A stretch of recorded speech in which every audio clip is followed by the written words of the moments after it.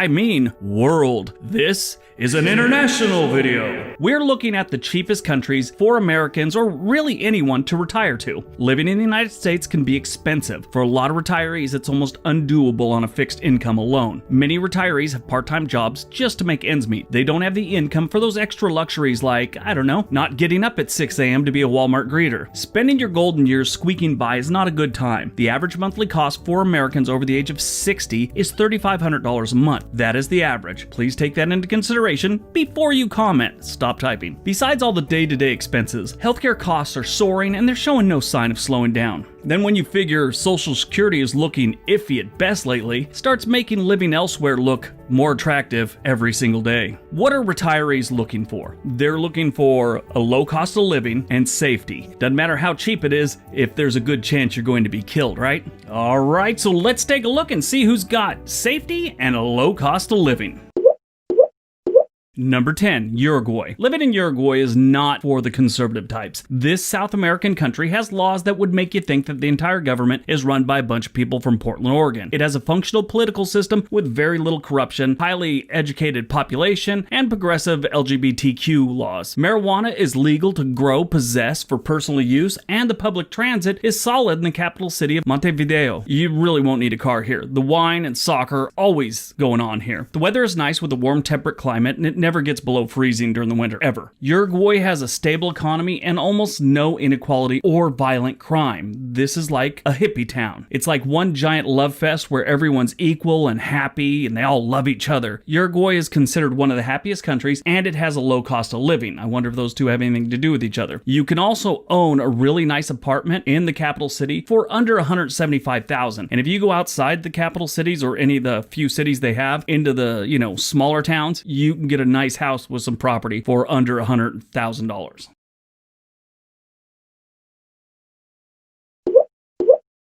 Number 9, Latvia. Latvia is in northern Europe between Estonia and Lithuania, with Russia and Belarus to the east. It was part of the Soviet Union until the Republic of Latvia declared full independence on August 21st, 1991, while the Russians were dealing with a failed assassination and coup attempt. It was like, hey, look, they're distracted. Let's sneak out. Since its independence, Latvia has been referred to as one of the Baltic states, with Estonia and Lithuania. Riga is the capital city, and almost half the country lives in Riga. Now, here's the deal about this country. It gets cold, but they have great beer, and it's also dirt cheap. As an example, a nice 2-bedroom apartment in Riga would be in the neighborhood of $400 a month. Now, if you want to go top shelf in the city center, you're looking at $1,200 to $2,000, and that's like doorman, elevator attendant stuff. You know, the places that run about $8,000 to $20,000 in New York City? Yeah. Utilities are also dirt cheap. They'll run you about $65 a month. That's during the summer months. We're talking water, gas, electric, all for $65. During the winter, probably closer to 110, but still, that's all three. That's dirt cheap. And here's the best part. They don't hate Americans, so that's good. Right now in Riga, they figure there's about 1,200 Americans living there.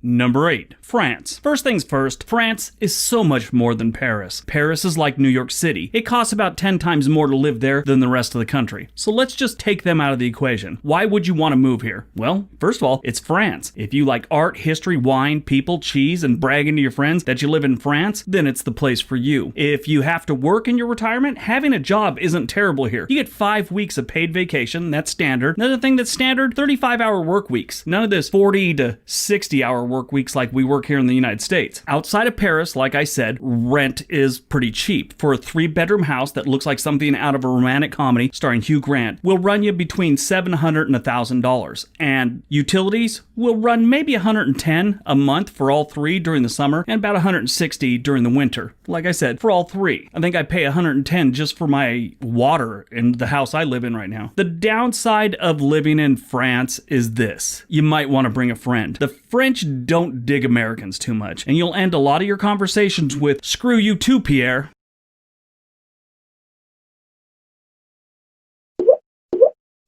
Number 7. Slovenia. Slovenia is one of the most beautiful countries in the world. It is bordered by Italy to the west, Austria to the north, Hungary to the northeast, Croatia to the southeast, and the Adriatic Sea to the southwest. This is also Melania Trump's homeland. It's also the homeland of a man named Lou, whose wife's been missing for 20 years. If anyone asks him where she is, he says she just ran to the store and she'll be back 20 minutes, and then he giggles. See what happens when you fall into that Google hole of research? You learn things you don't need to know. Side note, Lou's been known to answer the door wearing lipstick. Damn you, Google. Damn you. Slovenia is gorgeous, friendly, and cheap. If you like hiking, walking near a lake, mountain biking, skiing, or just the outdoors in general, this is a place you might want to do some research on. According to the U.S. News World Report, a couple that retires to the resort town of Bled, Slovenia, will have a monthly budget of around $1,200. That covers everything. That's what you need to come up with every month to live. $1,200. Well, $1,255 to be exact. That's not bad. And it's beautiful. It's like a resort town. It's lake, skiing, it's amazing. The major cities aren't anything special in Slovenia, but the small cities and towns dotted around the countryside are amazing. Look into those if you want to jump ship.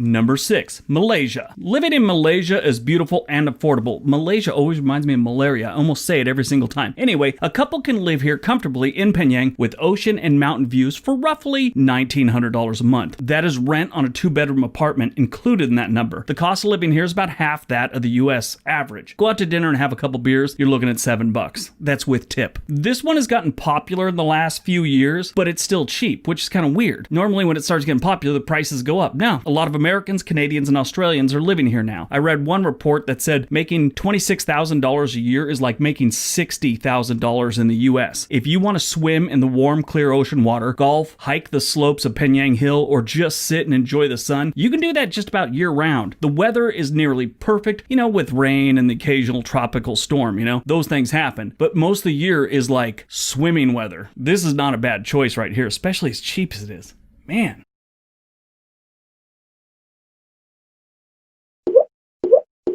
Number 5. Spain. Spain, like France, comes with a disclaimer. Barcelona and Madrid don't count in what I'm about to tell you, but it is my understanding that if you want to enjoy and fall in love with Spain, never go to those two cities unless it's for like a quick visit. Spain has some of the highest standards of living in the European Union. They don't have many rundown places. Now, they have some, and I get it, but compared to other countries, not so much. When you start looking at the beaches, countryside food, wine, yeah, you could do so much worse with your retirement money. All that, a low cost of living, a stable government, relative safety, what's not to love? A couple can live comfortably for about $2,500 a month in most areas of Spain. Here's the other cool thing. Spain has a golden visa program, kind of like that golden ticket from Willy Wonka, but you don't get chocolate, you get to stay in the country. The program makes residency permits easier to obtain for those who spend at least $600,000 on property in Spain. So that's kind of cool. Sure, you don't get to see Oompa Loompas and all that, but you get to live in Spain.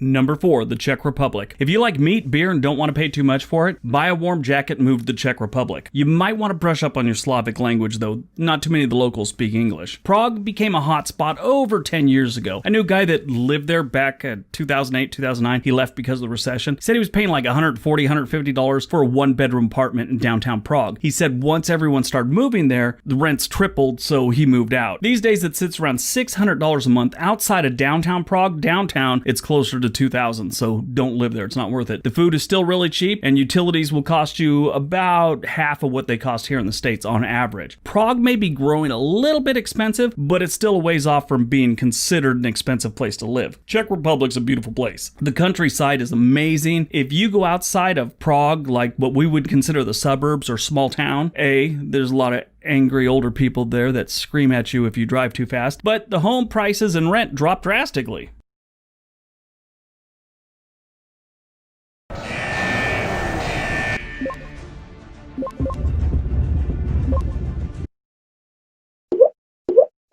Number 3, Vietnam. Almost 50 years after the Vietnam War ended, Americans again are living in Vietnam. Sure, this time they're wearing sunscreen and carrying canes instead of M16s, and this time they're blowing up the economy instead of their huts. So it's a better relationship this time, I think. Vietnam has become the new Florida. You can live pretty good for under $2,000 a month. That's the house payment, food, someone to cook the food, someone to clean up after you've eaten, and maybe even kill giant insects that made it inside your home. That happens a lot there. I just hope those old dudes leave the Speedos in Florida. Nobody wants to see that. I don't care if it's comfortable and legal. It shouldn't be. Stop it.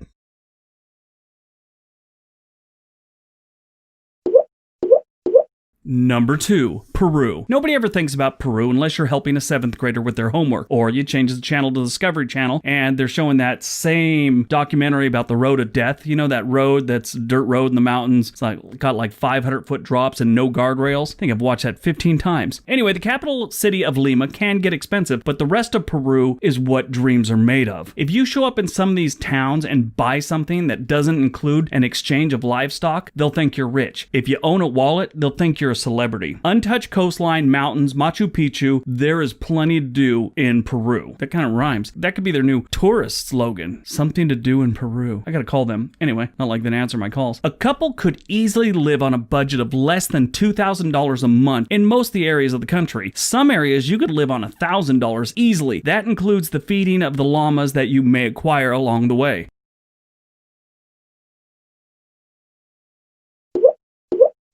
And number 1, Thailand. Everybody knows Thailand has a low-cost living. Spend any time on YouTube and I'm sure you'll come across far too many videos about Bangkok, Thailand, and other videos about how cheap Thailand is. Most of the videos about Bangkok have blurred out footage. If I were ever to go out in Bangkok, which I never have, I'd probably come home and take a bath in hand sanitizer. Even though the cost of living has gone up in recent years, it's still considered dirt cheap by American standards. The trick is, forget Bangkok exists. Head north to Chiang Mai. For $400 a month, you could rent a 2-bedroom bungalow with a garden and live happily ever after. Food's cheap there. You could eat for like $4. If you need a house with a private swimming pool, that'll set you back about $900 a month. There's a large British, American, and Australian community here, so you won't feel totally out of place. You could go out here on a Saturday night with friends and $20 and come home with money left over. More and more retired people from the United States are calling Chiang Mai their home. It's a little overcrowded, but it's still a decent city.